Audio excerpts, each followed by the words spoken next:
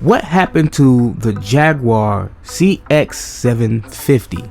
Jaguar's spiritual successor to the XJ2020. A car most of you became familiar with the 24th edition to the James Bond series Spectre.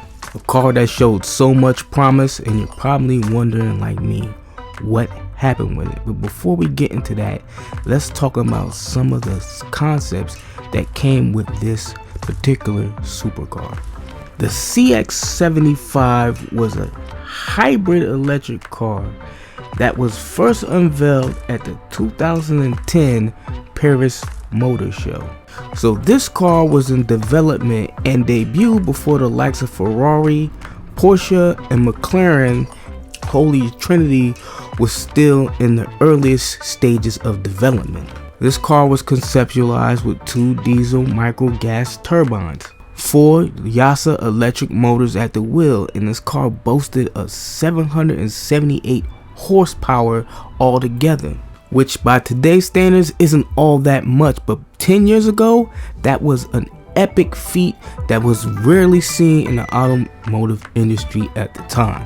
And visually, the CX75 was on par with the XJ2020, meaning that its styling is timeless. A lot of features on both cars may be dated, but if you were to release each of these cars in the modern era, you would not think that it was something from Jaguar. Made an announcement in 2011 that this car would be a limited production from 2013 to 2015 with about 250 cars built, and that they would be going with a more traditional inline 4 instead of the micro diesel engines.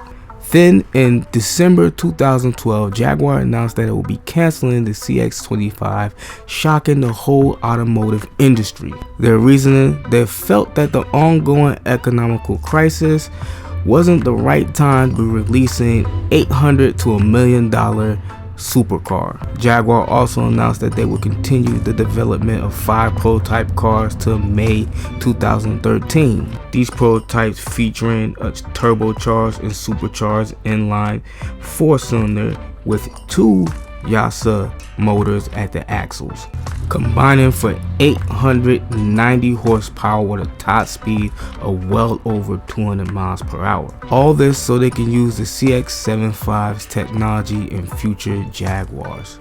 3 of these prototypes were sold at auction. 1 was sent to a future Jaguar museum, and the last one was kept by Jaguar as a demonstration car. Now you would think that would be a fitting in for the CX75, but to everyone's surprise, this car was featured in 007's Spyder almost 3 years after its cancellation, which made everyone believe that Jaguar was secretly gauging everyone's interest in the car. But no, Jaguar said that wasn't the case, that they just wanted to display the abilities of the CXJ on the big screen. I personally, I don't know if I believe that to be the truth, because this car, though visually was a lot like the CXJ, mechanically it was a whole different type of car powered by a traditional V8. But that isn't the whole end for the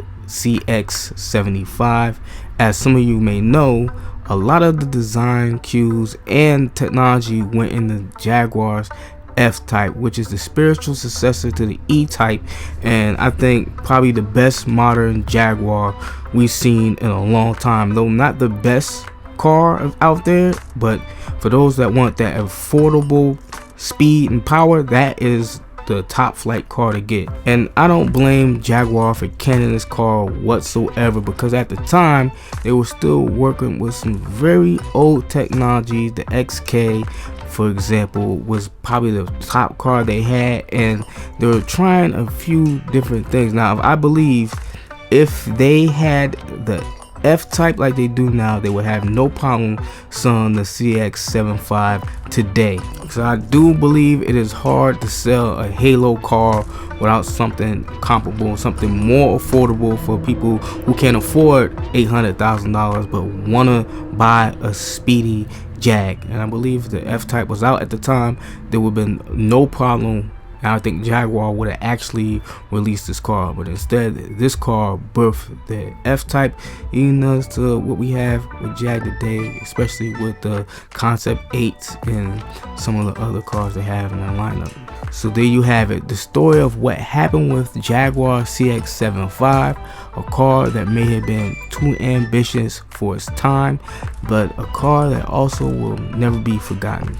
And I hope you guys enjoyed the video. We're in a trying time here in America and across the world, so everybody be safe out there, and I'll catch you next time.